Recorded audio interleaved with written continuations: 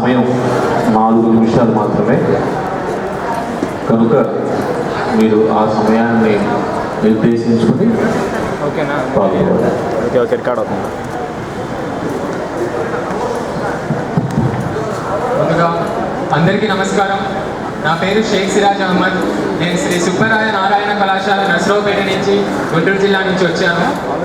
సమాజాభివృద్ధిలో యువత పాత్ర మహాకవి శ్రీశ్రీ అనడం జరిగింది. యువత అంటే పావన నవజీవన బృందావన నిర్మాతలు, రాబోవు యుగం దూతలు అని. నిజమే మిత్రులారా, యువత తలుచుకుంటే సాధించలేనటువంటిది ఏదీ లేదు. ప్రతి దేశ పురోగాభివృద్ధిలోనూ, ప్రతి దేశంలో జరిగేటువంటి సామాజిక ఉద్యమాలలోనూ యువత కీలకమైనటువంటి పాత్ర పోషిస్తూ ఉన్నారు. ఉదాహరణకి మనం చూసినట్లయితే మన దేశంలో ప్రతిష్టాత్మకంగా జరిగినటువంటి అన్నా హజారే, అరవింద్ కేజ్రీవాల్ వంటి వారి నాయకత్వంలో ఢిల్లీ నడిబొడ్డున ఉద్యమాలు చేసి లోక్పాల్, నిర్భయ వంటి అత్యంత కఠినమైనటువంటి చట్టాలు తీసుకురావడానికి కేంద్ర ప్రభుత్వం యొక్క మెడలు వంచిన ఘనత ఒక యువతకే దక్కుతుంది. అంతేకాదు, ఇటీవలే మన దేశంలో నూతనంగా ఏర్పడినటువంటి ప్రత్యేకమైనటువంటి తెలంగాణ రాష్ట్ర ఏర్పాటులో యువత విద్యార్థులు కీలకమైనటువంటి పాత్ర పోషించినటువంటి విషయం మీ అందరికీ విదితమే. అయితే నేటి సమాజంలో యువత సమాజాభివృద్ధికి ఎంతవరకు ఉపయోగకరంగా ఉంటున్నారు అనే అంశాన్ని మనం పరిశీలించినట్లయితే మీ అందరికీ తెలుసు మిత్రులారా, బాపట్ల వ్యవసాయ విశ్వవిద్యాలయం, అదేవిధంగా వైజాగ్, కాకినాడ ఇలాంటి కొన్ని సాంకేతిక విశ్వవిద్యాలయాల్లో యువత వారి యొక్క విద్యని కొనసాగిస్తూ సమాజాభివృద్ధికి భాగంగా వాళ్ళు అనేకమైనటువంటి కృషి చేయడం జరుగుతుంది. ఏ విధంగా అంటే, ఒక వ్యవసాయ విశ్వవిద్యాలయాన్ని మనం ఉదాహరణగా తీసుకుంటే వాళ్ళ విద్యను కొనసాగిస్తూ రైతులకి అవసరమైనటువంటి మొక్కలు కోత కోసేటువంటి యంత్రాలు, యంత్ర పరికరాల్ని కనుగొంటూ వాళ్ళ విద్యను అభివృద్ధి చేసుకుంటూ పరోక్షంగా సమాజంలో కీలకంగా భాగస్వాములు అవుతున్నారు. అయితే యువత సమాజాభివృద్ధిలో ప్రధానంగా ఉన్నప్పటికీ జీవిత గ్రంథపు తొలి పుటల్లో వసంతగానం వినిపిస్తుందని, మలి పుటల్లో అనుభవాలు, జ్ఞాపకాలే కనిపిస్తాయని అంటారు పెద్దలు.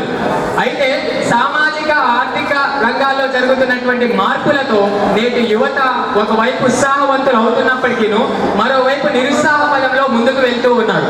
అయితే మీ అందరికీ తెలుసు మిత్రులారా, ప్రపంచంలోనే అధిక యువ జనాభా కలిగిన దేశం మన భారతదేశం. కానీ మన దేశంలో యువత ఎంతవరకు సమాజాభివృద్ధిలో భాగస్వాములు అవుతున్నారు?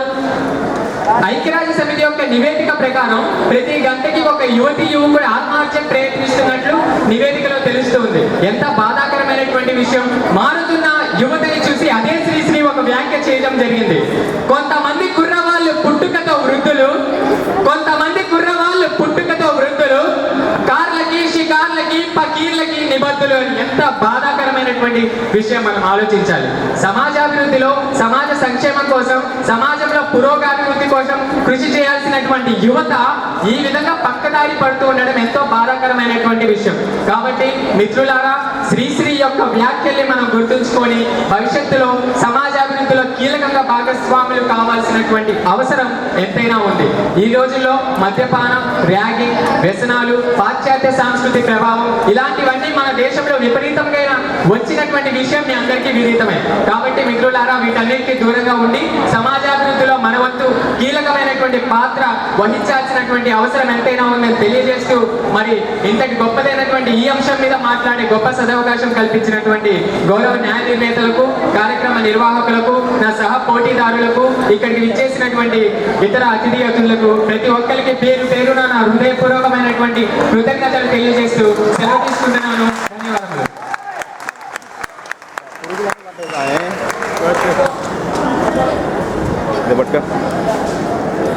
తర్వాత పోటీదారుడు సాయి కృష్ణ. అలాగే శ్రోతలందరికీ కూడా చిన్న విన్నపం, పాట పాడితే మనం మౌనంగా ఉంటున్నాం, కానీ మనం మౌనంగా ఉంటే మాట మాట్లాడతారు. కనుక అందరూ కూడా వక్తల్ని ప్రోత్సహిస్తూ మాట్లాడే సమయంలో మనం మాట్లాడకుండా విన్నాం.